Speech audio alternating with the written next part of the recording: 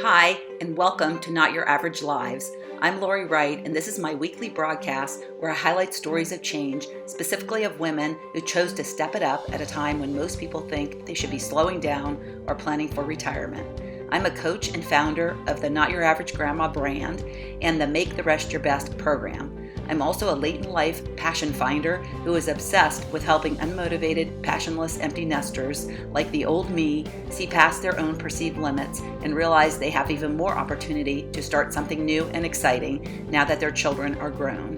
If you're in that stage of life and feeling a deep sense that you want more out of life, it is my hope that one of these stories will ignite a long suppressed or unrealized desire or interest, and you will see the potential within yourself just waiting to be tapped so you can do amazing things with the time you have left. I want you to stop seeing your age as a limitation and start seeing it as your superpower. No more letting age hold you back from the pursuit of a better and more passion-filled life. It's time to reprogram your brain to think differently. You are older, but age brings wisdom. You have years of experience and value that you've never had before, so it's time to tap into that and use it to fuel your future. Thank you for being here and listening to these inspiring stories of change. Now let's hear from today's Not Your Average guest. Today, I'm chatting with Ricki Heller, Ph.D and RHN, which is Registered Holistic Nutritionist, whose life was turned upside down 20 years ago by Candida overgrowth. Her story is a great example of how a bump in the road of life led to her passion and purpose as she decided to take control of her health. Frustrated that she could not find answers, she decided to embark on a year-long program to learn holistic nutrition. So she took a sabbatical from her college teaching position to study and started a food blog where she began posting whole foods recipes she was developing. As her interest and experience in the health and wellness field grew, she left her job and began her own business. She's done amazing things with her late in life passion, including writing 3 best-selling books, teaching cooking classes, and running an organic bakery. She also has created online programs where she provides not only great resources to help people who suffer from Candida overgrowth navigate the world of dietary restrictions, but she also provides coaching and support. So, Not Your Average listeners, let's hear from Ricki herself. Here we are. So let's start off by just give me a little background. I love to know, because this is about midlife inspiration, I love to know your age. And I like to know where you live and a little bit about your life, a life in the day. Like, who do you live with? Do you have pets? I'm big into pets. So just start there. Okay. So I am 60 years old and I still feel like I'm 30 inside, but, and I live with a partner. So this is our second major relationship for both of us. And we've been together 22 years. We're just about to celebrate our 22nd anniversary. And we live just north of Toronto in Canada. So we have a little house together and we have 2 dogs, Chaser and Zoe. This is actually our 3rd dog. Zoe's our 3rd dog. We had a very beloved pet who died last summer. And so we got Zoe as kind of a replacement sister for Chaser. And so I'm a huge dog lover. And we just, we're pretty much homebodies most of the time, but I love to travel. And so I've been doing a lot of traveling on my own the past year related to business, which sort of, that's part of what happened with my starting my business. So that's been something that's been kind of new for me too. And I run my business at home and I've been in Toronto for quite a long time. I came here to go to school in 1983 and to do my PhD, and I just never left. Where are you originally from? Montreal. Okay. Yeah. And when I went away to university, I originally went to Windsor, Ontario, which is like a hop, skip, and a jump from Detroit. And so I just sort of started feeling more like an Ontarian, I guess. And when I moved to Toronto, I just love the city. I had I don't know if you know that Montreal, when there was a government, Parti Québécois it was called, French government that took over, like I think in the 70s, and there was a huge exodus of English-speaking people. So by the time I moved to Toronto, I already had a lot of friends here. So it just feels like home. I really feel much more at home in Toronto than I think I ever did in Montreal. That's awesome. Now, do either of you have any kids? No, we don't. We met when I was almost 40. So it was actually, we did try, but it wasn't meant to be. And Oh, yeah, that's okay. yeah. So, but you have furry babies. Fur babies that I just adore. Yes. And they don't sometimes cause as many problems as real children. You know what? But sometimes I think maybe they cause more. With this puppy, oh my God, she's turned our life upside down. So, yeah. So let's talk about, so one of the things I love about you and your story is that you, and that's kind of what happened to me too. I got into business through a health transformation. And so what happened to you led you into your business today. So I, even though, what I want this channel to be is about people who at midlife are just blossoming. But a lot of times their stories start a lot earlier. And so just give me a little background about kind of how you came to be in the business that you're in today. Yeah, I mean, it was one of these situations where there were a series of serendipitous events, and then here I am. So, originally, I was an English teacher at a college here. I taught mostly literature, and I ended up having this Candida overgrowth. And so I And went, what is Candida? so Candida is a yeast that lives normally in the body. It's usually kept in check by all the other bacteria and germs and all the things in your digestive tract. But if something happens that allows it to grow out of control, which it can do very easily, then you end up with this excess, and it gives off these toxins, and they can infiltrate the body, and people end up quite ill sometimes with a whole host of symptoms. And the most common symptoms are what you would think of as yeast related symptoms. So, like yeast infections, jock itch, toenail like anything fungal, fungus, rashes, all those things. And huge sugar cravings and what we call foggy thinking, where you just can't concentrate and you're sort of foggy. So I had it all. Find out though, because I would imagine some people have this and have no clue that they have it. Yeah, I mean, and that's the thing too. I'm just going to say everybody has Candida in their digestive tract, and it's meant to be there in small numbers. However, many people, there is no like certain level at which you become sick, because some people can have a higher level and no symptoms. Other people can have a lower level and do have symptoms. So it just depends on what else happened in your life in terms of your health and your environment and your medications and all those things. So oftentimes you know that you have it because you have those symptoms. There are tests you can take. You can take a stool test and they look for levels of yeast, or there's a urine test where they look for byproducts of the Candida. There's a blood test. They look for immune markers. There's a saliva test, which doctors do not acknowledge as being effective. However, it's on the internet. If you want to look up Candida saliva test, it's free. You can do it at home. And for me, it did have a good correlation with how bad my Candida was. So I would say that would be the first place to try. However, I think the best test is there are many Candida questionnaires on the internet, or I have a huge one in my book, and it will give you an idea of whether you're dealing with Candida overgrowth and how severe it is based on your answers to all these questions around, your health throughout your life, what kind of drugs you've taken over your life, prescription and non-prescription, your environmental factors. It looks at everything, and then it looks at your symptoms and tells you whether there is a good chance it is connected to Candida. Mm-hmm. Yes. Yeah. Interesting. So clearly being an academic, you just put your research hat on and just started digging into seeing, or Not no? until way later. No, Oh, I went from doctor to doctor to doctor. Nobody could help me. I didn't know what was going on. And eventually what happened was I stumbled across a holistically minded MD, because we don't have really functional medicine MDs here in Canada yet. Hopefully they'll be coming. But anyway, there's functional medicine. It's all through naturopathic medicine. So I found this doctor and she treated me and everything was great. She just put me on antifungal pills and a diet. And that was what they did way back then in 1999. And for 10 years, everything was great. I felt so good. I started eating normal foods again. And like within 3 months, all of my binge eating habits, all of my sweet addiction, everything came back huge. I developed this huge rash on my chest. And so then that's when I started doing all the research. I went to see a naturopathic doctor who was really the only one who could help me. And I took a sabbatical from my teaching job to go to study holistic nutrition. And I went to the Canadian School of Natural Nutrition for a year, full-time student for a year, fabulous place. I loved every minute of it. I'm like such a student. I really am a student, like a lifelong student. So I just loved it. I learned so much. And then from there, when I went back to the college, they allowed me to teach nutrition. And I also started giving out cooking class, started doing cooking classes. I charged for them. I didn't give them out.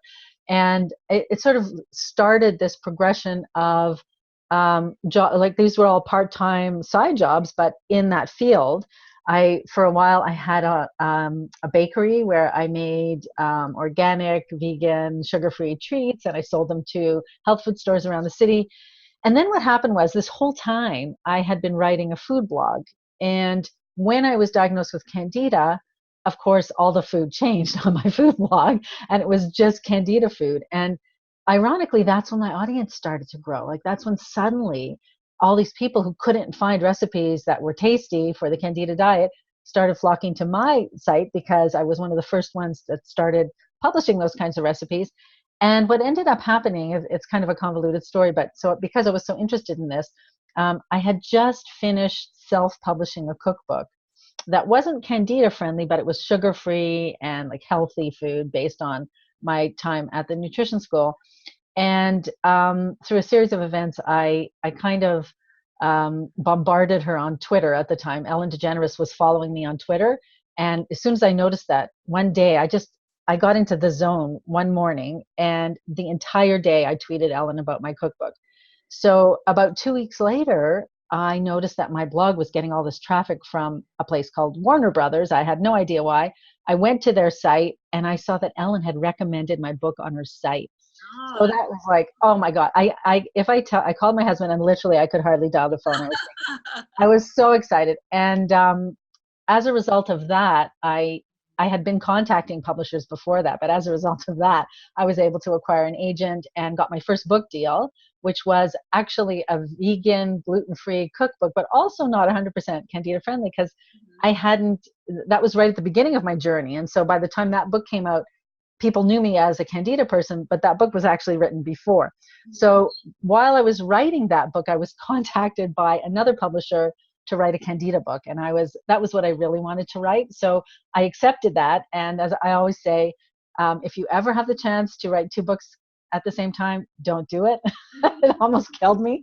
But I ended up having these two books come out in quick succession. And the second one, Living Candida Free, is the book that people use as a guidebook and recipe book for Candida. So this all kind of happened at the same time. And that's what really allowed me to switch the focus on my blog.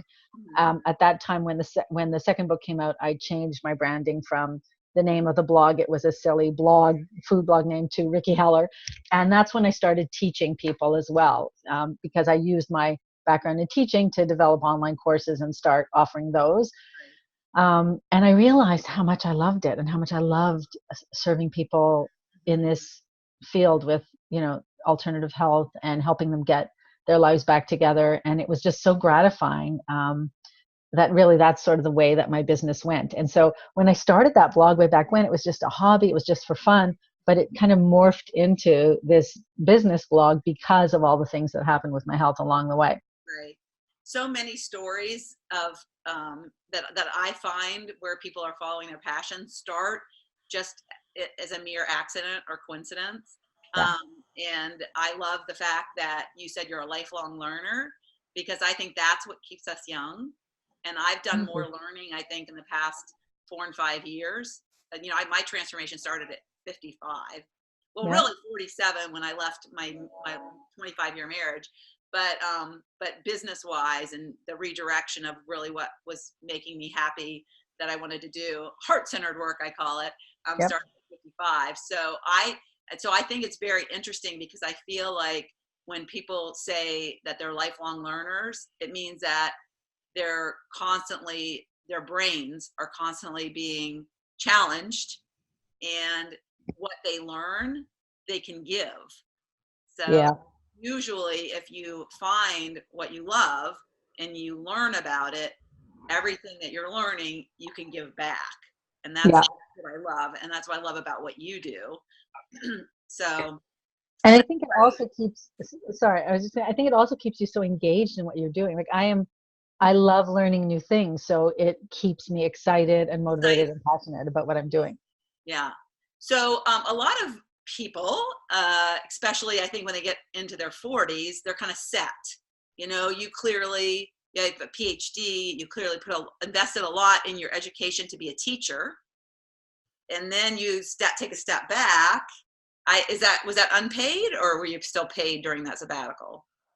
You're paid during a sabbatical, but not your full salary. Okay. So, And and so, you're kind of on hold. yeah. It's Did you go back to teaching literature, or at that point did you just stay focused on No, what? I did go back because after the sabbatical, the contract says you must either quit your job or go back. So you don't have the option to. I didn't realize that some people did renew a sabbatical with special, it was a special request. I didn't realize I could have done that. So I did end up going back, and at that point, I think I went back for about another 5 years. And Okay. the minute I went back, I started plotting, how Yes. could I make a graceful exit, because I knew I wanted to do this full time. I just wasn't happy in my job anymore. Mhm. And I knew it was time to leave and do something different. And I couldn't do enough at the job, one course out of your 6 courses or whatever you're teaching. It just didn't feel like enough. And also it's a different audience, right? So, I sort of started saving up and thinking about how could I possibly leave. And I decided when my business got to a certain point, that's when I was going to leave the work. And so I did. Yeah. About 5 years later, I left. Yeah.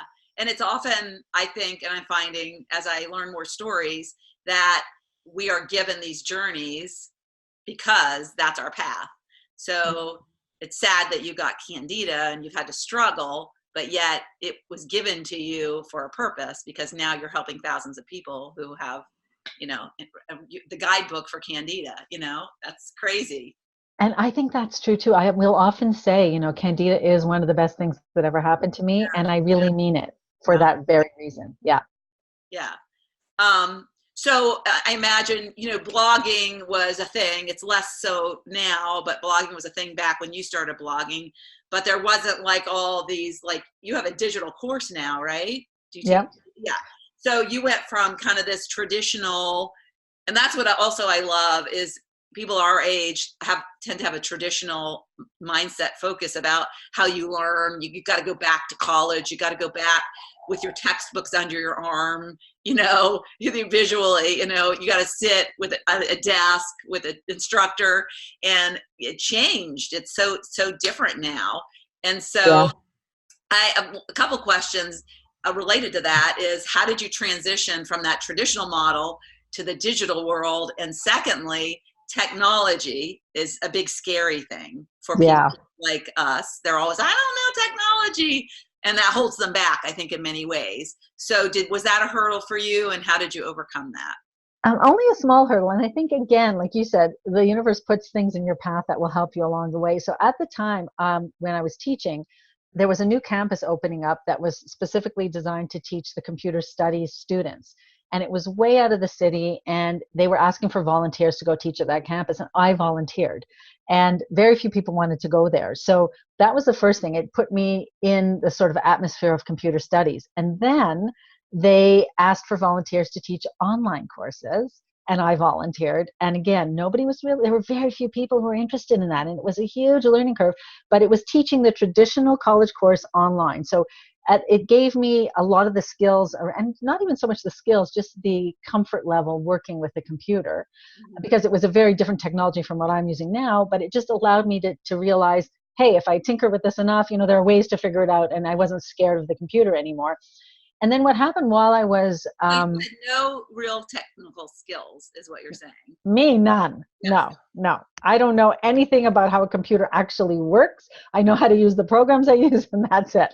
But because I was Let surrounded me by, just say, for those of people who don't have any idea how we got started on this interview, it took us a half an hour to figure out how to get this screen, and we used 2 different other applications, and we finally figured it out. yeah, play until we figure it out, right? Right. But so while I was on my blog and I was publishing my books, I was contacted by another functional nutritionist who is just a shining star in the world of functional nutrition, Andrea Nakayama. She's a huge name now, and she owns something called the Functional Nutrition Alliance. But this was way back at the beginning, and she asked me to develop some recipes for one of her programs, and through that we became very friendly. And she then asked me to co-teach one of her courses with her. So she had created some courses, and I kind of hopped in as just another instructor, and of course I contributed content, but I didn't design the course in any sort of technical way. But what that did for me again was it just allowed me to have that comfort level around how it's done. I got a little experience about the process. And so again, I just, through asking and tinkering like we did and hiring some people, I ended up designing my own course online, and that was the first course I taught online. And that one is still available in its newer form. It's called the Candida Kickstart. And then from there, I ended up, just because people knew me as this person who had dealt with Candida and who was teaching about Candida, I had a lot of inquiries around would I work one-on-one with people, because I had never intended to do that. But again, I started taking on one-on-one clients, and through that, I developed my coaching. So right now, that's morphed. I mean, I do still see a few one-on-one clients, but not very many. But now I'm working in small groups in a different program. So I've gone in a slightly different direction again, teaching something called Reclaim, which is all around learning how to stick with this way of eating for the long term. Because I think the biggest problem, what I've learned over the time, is that the biggest problem people have with the Candida diet is it often takes longer than you think for your body to get better, and they find it very difficult to stick with it for that length of time. And if you fall off when you're doing a Candida diet, I think it can be very detrimental for your health, because Candida is so hardy and it's so quick to grow back that you're kind of damaging the long-term success every time you fall off. So this program helps people deal with sticking with it for the long term. But again, that was just, through hearing from my audience, and sort of, it just seemed like a natural progression as time went on.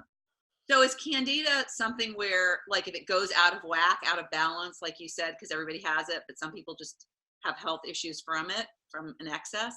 Yeah. Is it something that you just have to deal with for kind of the rest of your life? Is it kind of like an autoimmune disease where once it goes out of whack, then you're very susceptible, if you don't control your diet, for it to get out of whack again? This is what I have seen. I mean, I have seen, some people will say that you can completely clear it. I believe when they say that, it's because they never go back to eating the way they did before. So when people believe that they can completely clear Candida and then go back to eating Oreos and ice cream and, drinking wine every night, I don't believe that's possible. But I'm not a doctor. I've never met someone who can do that. I've met people who say, oh yeah, sure, my Candida's gone, but then they aren't eating the same way they did before. When I went back to eating the way I was before, it came back with a vengeance. So the way I think of it, and that this is totally unscientific, of course, but because it's a fungus, like, if you ever have, and it depends where you live, I guess, but we have a very humid environment sometimes. So you can see like little bits of mold growing on the inside of the windowsill in winter in particular. You can clean that away with bleach or whatever, it's gone, but it's going to come back the next year, right? When those conditions are the same. Yeah. So to me, it's the same with your body. If you recreate the same environment that allowed it to grow out of control in the first place, it's going to come back. Right. That's interesting. I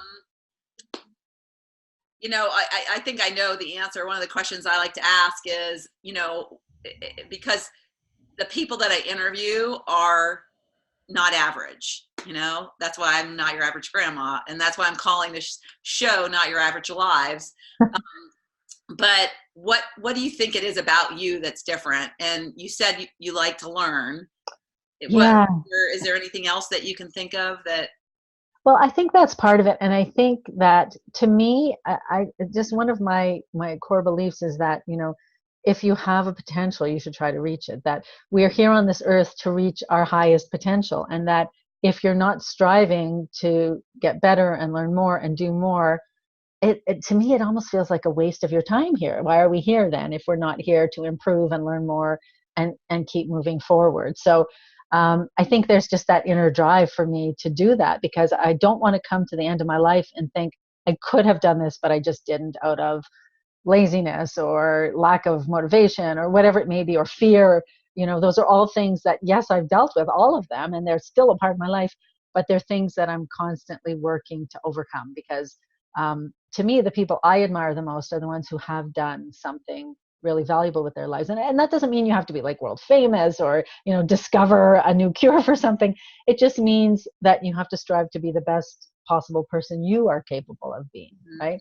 And so I'm always trying to do that. Yeah. Yeah, I love that. I love that, Ricki. That's so well described.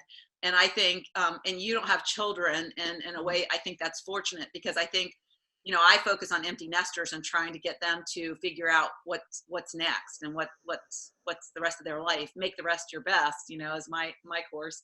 But I think a lot of people who have children think that's their job, and Mm, that is not. That's just a little part of their job.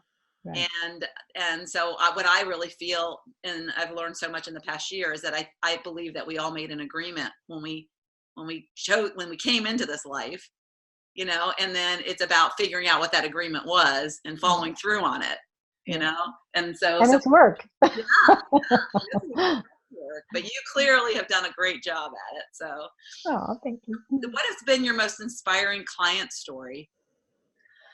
Well, there's one client who really does stand out for me above all the rest. So when we met, she was bedridden, and she came to me. I think she just found me on the internet. She hadn't even been following me, and she was quite young. Like, she was in her late 30s, I believe, and she had two young kids at home, and she was just desperate to feel better because, like I said, Candida, when it's really when it's severe, it can be truly debilitating. And I hadn't realized until after, really, how badly off she was. So we worked together for 3 months, and what I loved about her was that she was so motivated, and she did everything she could possibly do. She followed through on everything we talked about, and also she had the faith, because I think it's so important. You must have the belief that you can get better. And for whatever reason, she had pretty much lost hope. And then when we spoke, I think the fact that I had been through it and I got better was very motivating for her. So anyway, long story short, at the end of the 3 months, she was, as we were saying our goodbyes, she was prepping to go camping with her husband and two kids. And she told me afterwards, and I hadn't known this, she said that she had been so weak that she hadn't even been able to hug her two little girls, and she thought she wasn't going to get to see them grow up. And I thought, oh my God, but just an amazing transformation. And she, I think a huge part of it was because she was so dedicated to the process and so motivated. She just never gave up, and she just kept trying everything she could do, and it made a huge difference. And now she's just still happy and living her life. And it was just, for me, just so gratifying to know that she could go off and do that. And like I said, I hadn't realized how poorly her mindset was at the beginning, but it was great to see her just blossom and be healthy again. Yeah. Makes the work all worth it when you say Yeah. something like that. Yeah. Yeah, that's amazing. Yeah. So that one, I love that story. So we met in a group that was really focused on mindset around business. So I'd like to know kind of how you use your mindset. How has mindset kind of impacted the way you do business? Huge for me, because it for me now, and I will say it is the thing that has allowed me to do my business. It's allowed me to make any major decision in my life, because my background, I come from a family where my mom was actually never diagnosed, but I believe she was clinically depressed, and everything was negative. Everything growing up was negative. And my mom was a huge pessimist. Whenever something happened, she always went to the absolute worst possible outcome without any evidence at all, right? So for me, it's been a lifelong journey to get out of that mindset. And so even when I didn't have the terminology to say, oh, I'm working on my mindset, I always had to work on my mindset. And so it's become much more conscious and much more structured for me in recent years, particularly since I started my business, working on my mindset. I do various exercises around thinking, and I don't know if you're familiar with Brooke Castillo and her model. I use the model. Of course, therapy is always useful, but I've worked with coaches. I love working with life coaches, and just all the things that people do, the affirmations, the reframing, all those different things. It's basically, if it's not a daily practice for me, I really feel it, because it's something that, because it didn't come naturally to me, and it still doesn't come 100% naturally to me, it requires constant reinforcement. And I feel like that is really what has allowed me to end up where I am. If I hadn't done that, I'm sure that I would never have pursued the business. I would have never done half the things that I've done. Well, I give you major props for getting out of that, because a lot of times, that's our main role model and we identify with that, and you kind of become that. Yeah. I had a very opposite. Like, she was like, oh my gosh, she was like Pollyanna, glasses always half full and overflowing, and she Uh, was wonderful. And so I didn't start working with a coach until a year ago. And it's so funny because mindset, regardless, you think if people are negative, they need it. Well, gosh, I've gained so much value. And just because you're positive, sometimes when you're positive, there's things going on, and that's covering mm, up things, mm, So it's been really, I think coaching, everybody needs a coach. I just think it's I agree. so valuable. Yeah. Yeah. I think everyone can benefit from Mhm. working with a coach. Yeah. Just got to find the one that, resonates. And Yeah. okay, so let's see what else. Wrapping it up, I love aha moments. I think we're always finding them, and sometimes we don't even realize them. I think it's Tony Robbins. He talks about that there's crumbs that are dropped at your feet, and sometimes we just step over them. But Oh, they're like your intuition speaking to you, and you're like, you know. But then they become, if you really pay attention, they become like maybe, you know, they change your trajectory, So, but I like to think of things like that as aha moments. So mhm. I like to just ask you, what has been your most recent aha moment? Since they're always happening. Yeah, I guess that's true, right? Well, I think for me, it's been this change, shift in direction in my business. I Mhm. had been feeling for a while that something should needed to change, and because I was so focused on the food and only the food and the recipes and the cookbooks, but then I was getting little inklings that I wanted to move in a different direction, and I think that for me, making that shift to looking more inward with people and more the one-on-one coaching and allowing people to go through the process versus only focusing on the food and the supplements, that's been a huge aha that I feel this is much more what the work that I'm meant to do. Yeah, and I think also, as we just discussed on mindset, you kind of are a master at it, given your background with your mom. But also, I think that especially with food, and when with the diet that you're describing, that is something that you really need to have for the rest of your life. Yeah, It's so easy to fall off without the mindset married to it, yeah, and totally. it's not just a do this and it's, you're better and then revert. So, and that takes a lot of Exactly. change, inward change. Yeah, absolutely. And I realized that's what I had to do, and I think that's when I realized that that's what I wanted to share with people, because people were struggling with that. Yeah. What are you most looking forward to in 2020? Well, I'm running this program again, so it's the second time I'm running it, and I'm really looking forward to working with the women individually and as a small group and getting to know them and seeing their journeys. I just find I really love doing that. That's awesome. Yeah. And then my last question is, what stands out as your biggest accomplishment in life? Yeah. I So mean, I know in some ways I like that's not a really fair question because we've had so many, but I don't know. I just find it interesting that what's the one thing what you would pick out that of yeah, all. the first thing that came to my mind, so I'm going to say this one has nothing to do with business.